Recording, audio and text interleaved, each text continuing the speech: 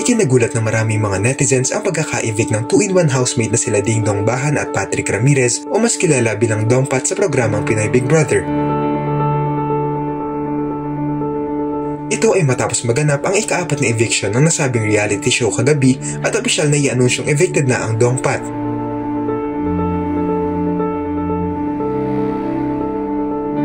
Sinundan nila ang mga naunang natanggal na housemates na sila Therese, Kanata, Bricks at Noemi.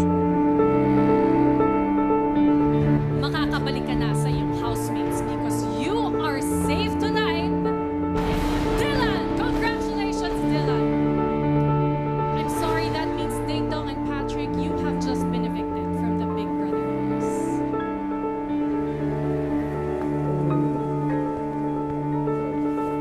Makakabalik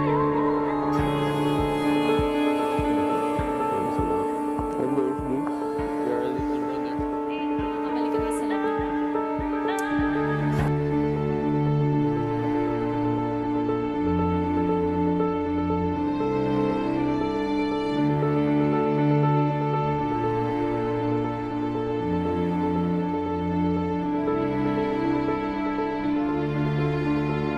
Marami ang hindi napigilang magulat sa anunsyong ito dahil hindi na bago sa Dongpat ang manominate ng mga housemates. At kahit pa dumaan sila sa ilang mga botohan, madalas na mataas ang nakukuha nilang boto sa taong bayan. Kaya marami ang napaisip na lang kung paano ang dating nakakatanggap na maraming votes to save ang naging pinakahuli sa botohan ngayon.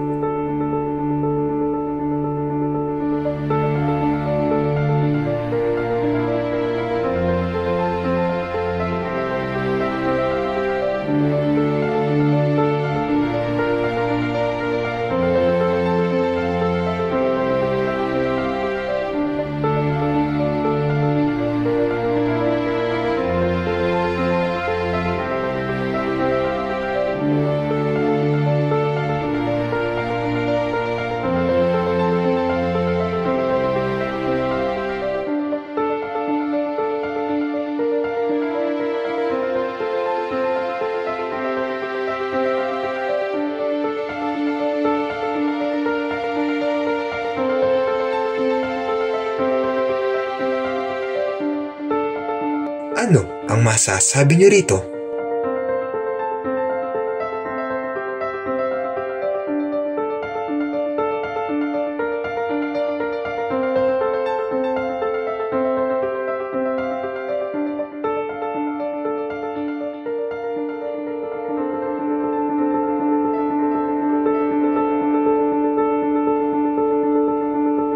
you